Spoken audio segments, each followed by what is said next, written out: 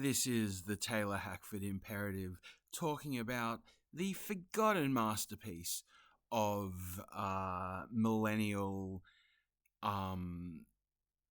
broadcast sitcoms, early progenitor of the single camera wave that came through during that period. I am, of course, or maybe not of course, talking about Undeclared, one of the greatest college comedy programs ever to do it. And it also goes down as one of the greatest one series wonders, along with its more famous. It's the brother of the more famous Freaks and Geeks, that has become quite a touchstone. Undeclared, not so much. But let's dive into the pilot, and we'll start with the opening gambit, done like a nice the Canadian way, maybe. But here we go. And once that's done, I will talk a bit more about its greatness, its relevance, its importance, its legacy, all the great all the great talent that came out of it, apart from Jay Baruchel. He's just done an interview with Tom Green, which I highly recommend, wearing a Joy Division t-shirt, which is always a plus. And we'll keep this one at a even broadcast 30, which is 22 minutes if you don't know. Or 22 minutes and 35 seconds, give or take. But yeah. Yep, that's the one I want. I grew 7 inches senior year. Like, I don't know how tall you are or whatever, but like, man, everything from here up, it's all new. 60% of all people meet their spouses at college. That means my future wife could be like seated right beside me. You and a girl. Yeah, exactly. Yeah, why not? Exactly, because Love that kids go to cut. college, they don't know me, they don't know who I am. Yeah, they don't know that you threw up on the bus in 5th grade. Exactly. That you had to have your finger reattached after that wood shop. The point is, I'm tall and handsome and I've gained weight and I've like finally got a fashion sense. Man, it's like the beginning of a whole new era. A new era? You're the same guy. You think you're cool because you grew like a freak and got a haircut? I'm the same guy. Yeah. Well, I'm the same guy. Well, that's really interesting. That's really interesting. I guess old Steve would have had no trouble doing this. Dude, what the hell are you doing? I would have taken that. Oh God, what I do? Lovely. Yeah, so for those who don't know, Judd Apatow did a he started out, I don't know exactly where he started out, let us say, but he did a comedy with Damon Wayans and Danny Aykroyd back in the 90s, called Celtic Pride. Didn't really, Daniel Stern as well, but didn't really kick off, you know. After that, he went with Paul Feig and did Freaks and Geeks, of course. A highly influential one series wonder that has, I would assume, a fairly decent cult following. You know, it's really just one of those cozy, feel-good, modern period shows that brings the feels, and the jokes just absolutely smash. As with this show, it's so good. And let's talk about this young actress. I don't know her name, but she was in the and of course Kevin Rankin there, the mighty Kevin Rankin. But that actress, she was in the Nightmare, the Freddy vs. Jason films, and other things, of course. This really was the new generation of young, and Carla Gallo there, who was in what's that show? Goodness, Platonic.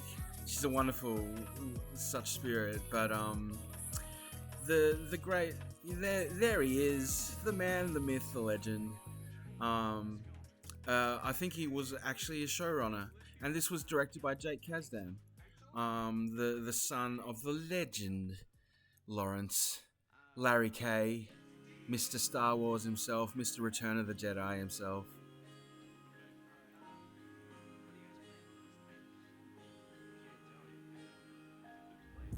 And that chap there's the first It's Always Sunny in Philadelphia connection. He was in the episode where the Meet Cute episode where Charlie and Frank bang drug addicted Austrian backpackers, and he is the husband of a woman that Dennis and Mac Airbnb a room to. It's a great episode. I think maybe series 12 or 13. But great, yeah. And there, of course, Mr. Sons of Anarchy, Charlie Hunnam, brilliant British actor. Green Street Hooligans. Yeah, and check out that shirt. That is peak millennial cool. He's just missing the sunglasses. The style in this show is just so it's such a throwback, you know. British pride.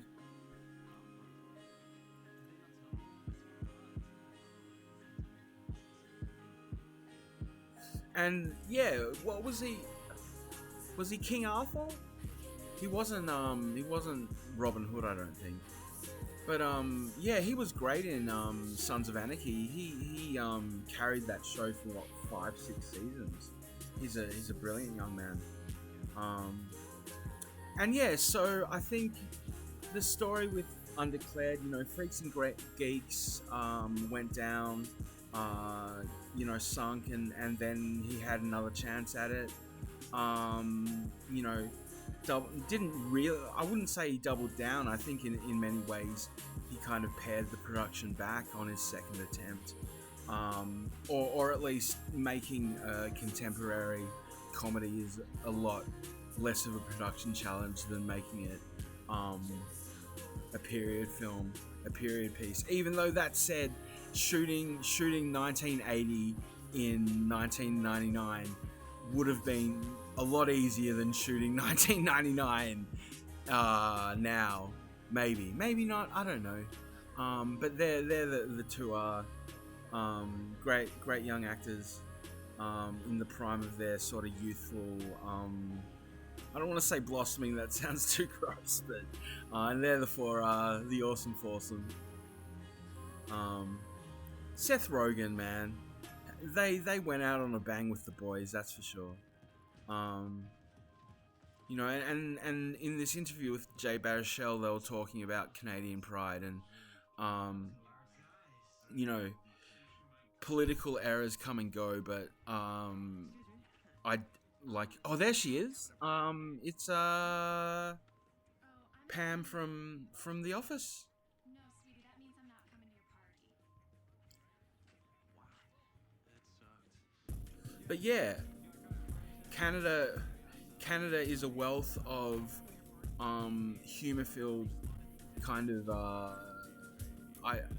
characters. Canada builds characters, for better or ill, and weed. They smoke a lot of weed. Don't know who this is, but yeah. So it's like in the 90s. The idea of college, university was very much idolized. It was like, oh my god, once I get out of school, you know, maybe I'll do a half year stopgap and then go to another town or move out or whatever, and you know, get a part-time job and live the dream, you know, PCU pit party, you know, all that kind of stuff. Share houses, the young ones, you know, living off goon wine, you know, pizza pockets. having mold-based ecosystems growing in your bathroom or kitchen and stuff.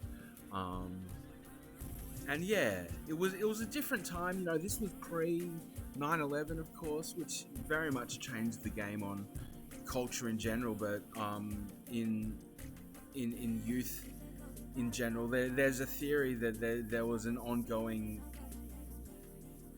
not tantamount to MK Ultra, but very much a brain, not cleansing, but a manipulation of youth culture to over-sexualize young people. And maybe this falls into that a little bit, sort of Illuminati style. But what I mean to say is college culture, university culture became very much sexualized after 9/11 into the millennium. You know, OxyContin became a big thing. You know, date rapes and all sorts of bad behavior from my generation. You know, but this is a more gentle, simpler, innocent time where people partied like this. You know. Yeah, the DJ. This is such a legendary character, and yeah, the characters in this show are just so self-assured, even in their missteps and inadequacies. You know, it's you know, and that's why I love, you know, I do love Seth Rogen. I think he's a wonderful spirit. He always brings the goods to any production that he's either in front of or behind.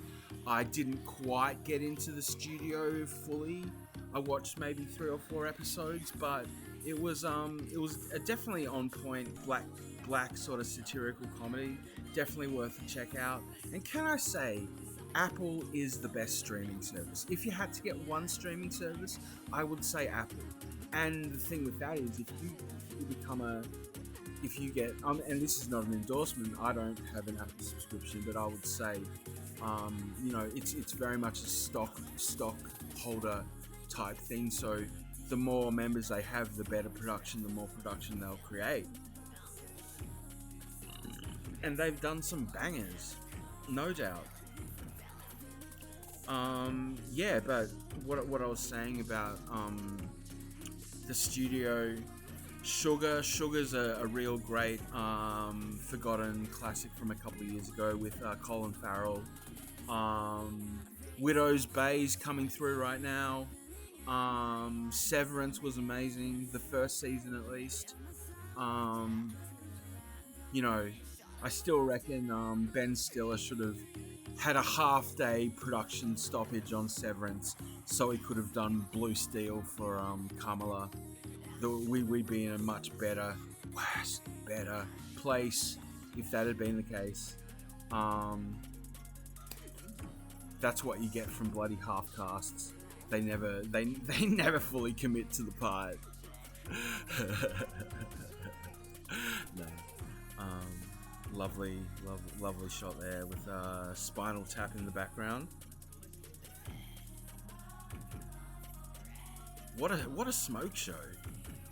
And there of course the God, his name will come to me. Loudon Wainwright, the amazing musician and comical actor.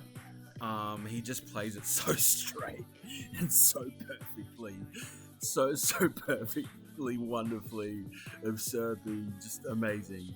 What a man. Yeah, and there he is. Jason Segel as the as the nut job boyfriend. There's obviously a lot of crossover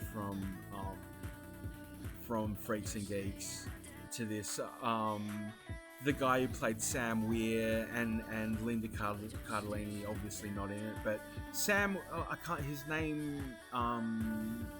The chap who played the young Sam Weir in Freaks and Geeks is a very, very, very influential and talented comedy writer these days, probably directing. He was, of course, in Waiting, which is a key performance. But he did Sunny with a Chance of Meatballs. And that Steve Carell magician comedy. So yeah, the name escapes me for the minute.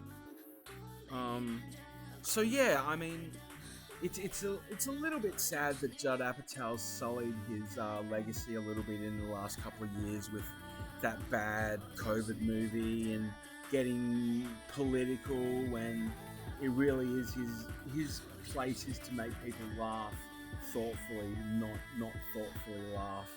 If that, it, no, what am I trying to say? You know what I mean? It's like, don't clap and cheer for things you want to hear. Make me laugh with things that come out of the blue. You know, there he is. Those two, the two bespectacled nincompoops. There's just something about the levity in Seth Rogen's face that makes you want to go.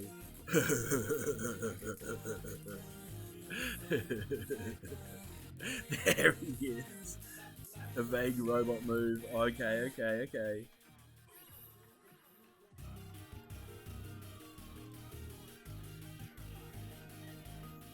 I can say, as an Australian, we never had beer pong. Never had beer pong. A bit of an emotional note here. Oh no, she's still on the fucking turf. What's his face, maybe? That's so that photo with the purple surrounding it. It's that's genius production design, because it just like stands out.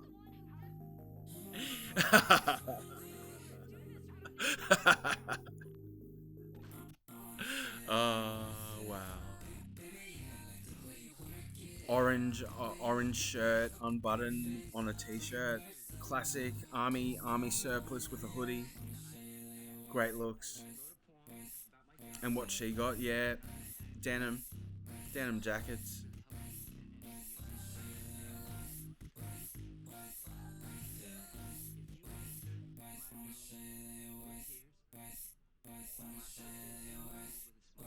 And Kevin Rankin is really a remarkable actor. And he's one of those kind of solid workhorse actors who just is constantly working. He constantly pops up here or there. Not so much in cinema. I can't think. Oh, he's in something recently. But it's just like he has aged like a fine wine. You know, great in Breaking Bad, of course. Can't even think of anything else he's been in, but... And, it's interesting, Carla Gallo, she probably went on maternity for a while and, you know, kind of left the market in her 20s and now she's back and just as funny as ever in Platonic and whatever else she does, and still a super babe. Now she's a super MILF babe. So yeah, and, I mean... listening to Jay Baruchel talk to Tom Green, you know, he really is part of the, you know, he's a Hollywood star, but he's also a mainstay of Canadian national cinema, which is, you know, I wouldn't say Seth Rogen is like that at all, really. I can't think of the last Canadian production Seth did. Too busy smoking joints with Snoop or whatever, I guess. Yeah. How we doing? Yeah. And yeah, so after Undeclared kind of undeclared itself as anything that would be picked up for a long-term thing, that's when the real Apatow revolution happens with Anchorman, 40-Year Virgin, Knocked Up, and the rest is history. You know, funny people. But it's a show like this, like Undeclared, something that just kind of, you know, you can watch it on YouTube.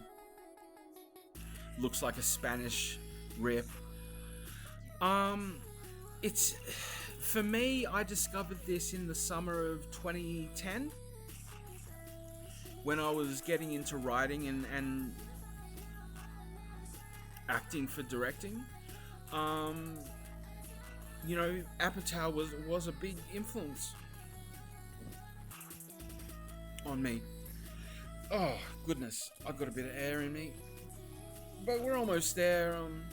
And yeah, so I definitely say look up Undeclared on YouTube. Enjoy the levity. Enjoy the millennial throwback. Enjoy Jay Baruchel's beautiful haircut. Loudon Wainwright's ridiculous, unanimous, ignominious father. With some great Jeffrey Dahmer glasses. Charlie Hunnam being an absolute smoke show. And a brilliant comedic actor to boot. And that accent. Ooh, that accent.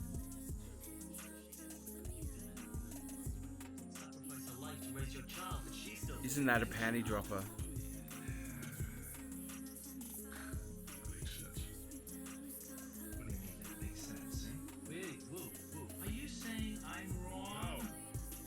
Such great timing.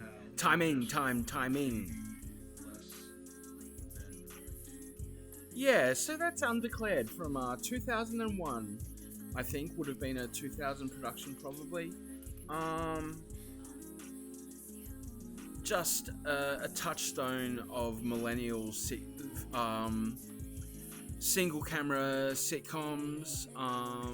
Youthful nostalgia for college years, all that kind of stuff, and we can only hope that there's a regrowth of college culture that isn't just the infinite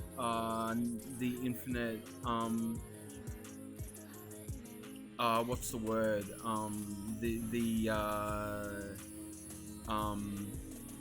goodness sake, the narrative, the continual liberation narrative, where it's like, injustice everywhere, we fight this one, take a breath, do some math, and move on to the next paradoxical global event to make a pickle about, O-face. Beautiful. And of course, Apatow influenced the Sunny Boys, no doubt, coming through. What a pilot. At least you can see why this show got picked up, as to why it didn't last. It didn't go the whole way. You can also kind of tell why, in a way. Like, the world was changing. People had become a lot more cynical and afraid, probably, by the time this came through. They rode the wave on the wrong side of the wave, and that's why I'm talking to you about it now. So we can have a fair appraisal of this cult classic single camera sitcom from 2001. Pure millennial joy, that hope for the future, that sunny-headed optimism, College girls in the place to be. This ain't high school, don't you see? We're gonna make drinks and punch, no faking the funk. I'm gonna get you on the top of my bunk. This is my man, Ron. Alright, Ron. Taking suckers out like members of Pagong. Strong like an East Coast Mafia Don. That rhymed very well. This party, go until tomorrow. No sorrow. Dropping like a sparrow. That's good. So like 8 o'clock? Yeah. So I'll get there like 7, set up. Yeah. There you go. What an epic pilot.